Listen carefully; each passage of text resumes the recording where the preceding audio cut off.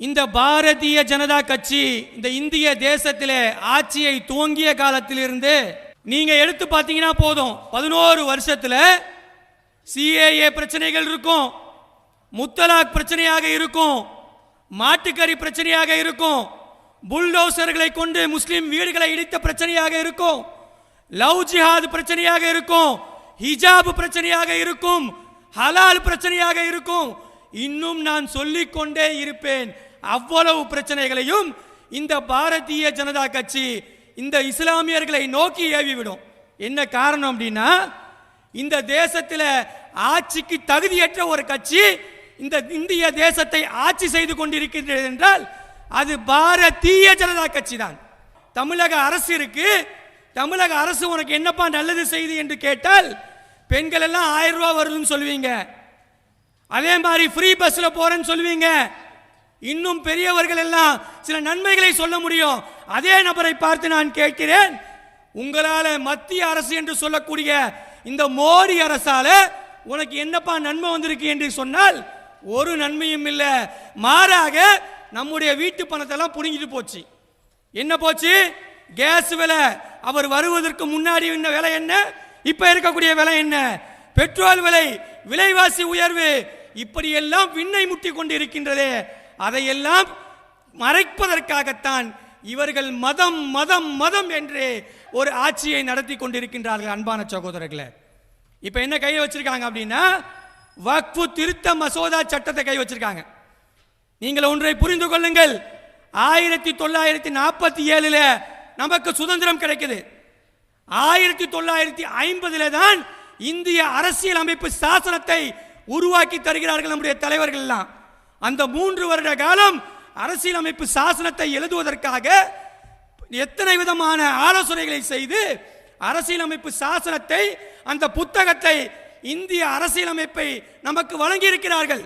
இந்த 3 வருஷமும் எல்லா விதமான ஆலோசனைகள் நடத்தப்படுது. எல்லா விதமான ஆலோசனைகள் நடத்தப்பட்டு யாருக்கு எந்த உரிமைகளை கொடுக்க வேண்டும் என்பதை தெல்ல தெளிவாக வரையறுத்த புத்தகம் தான் அரசியல் சாசன புத்தகம். இந்த அரசியல் சாசன புத்தகத்தில் இஸ்லாமியர்களுக்கு என்ன உரிமை, இந்துக்களுக்கு என்ன உரிமை, கிறிஸ்துவர்களுக்கு என்ன உரிமை என்று ரொம்ப தெல்ல தெளிவா இருக்கு.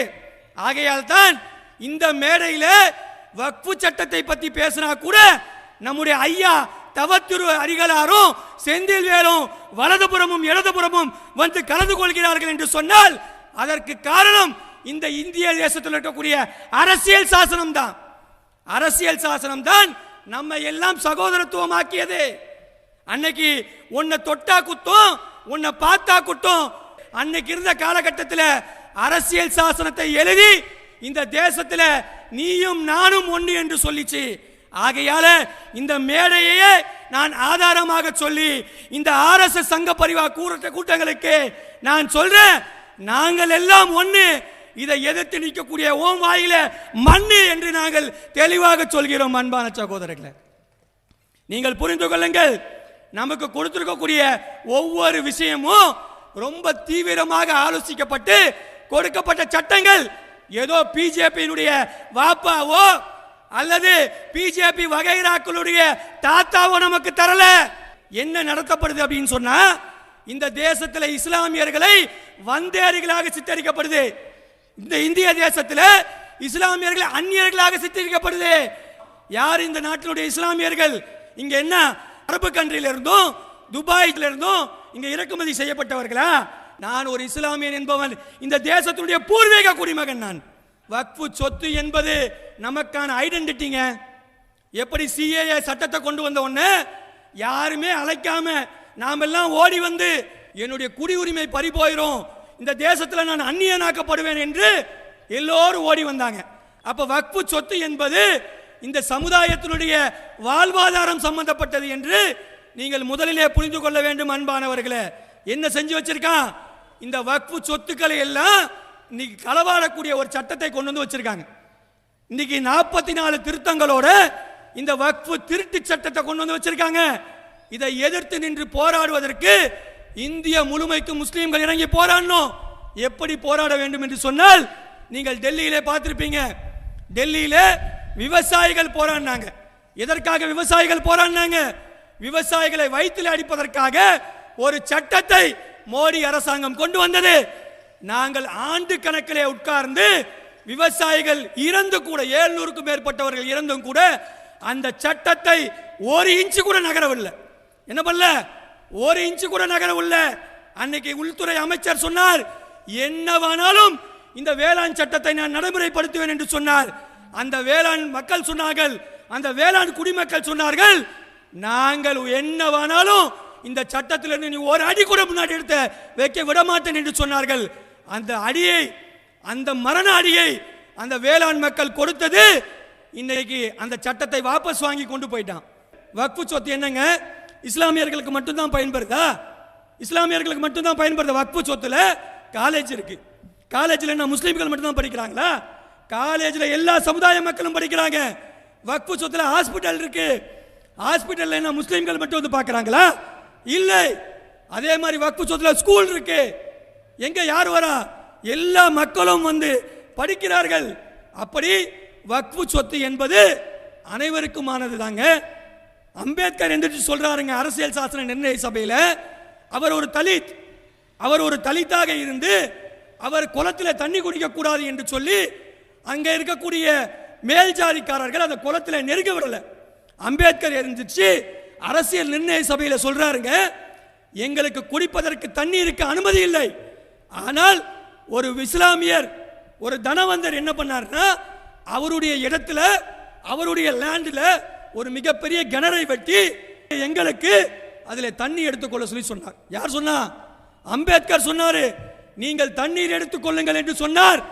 ஒருவேளை இந்த தேசத்தில் இஸ்லாமியர்கள் மட்டும் இல்லாமல் போனால் நாம உண்மையான இந்து ராஜ் என்று சொல்லக்கூடிய அதனுடைய கோர முகத்தை நாம சந்தித்திருப்போம் என்று அம்பேத்கர் எந்திரிச்சு பேசினார்.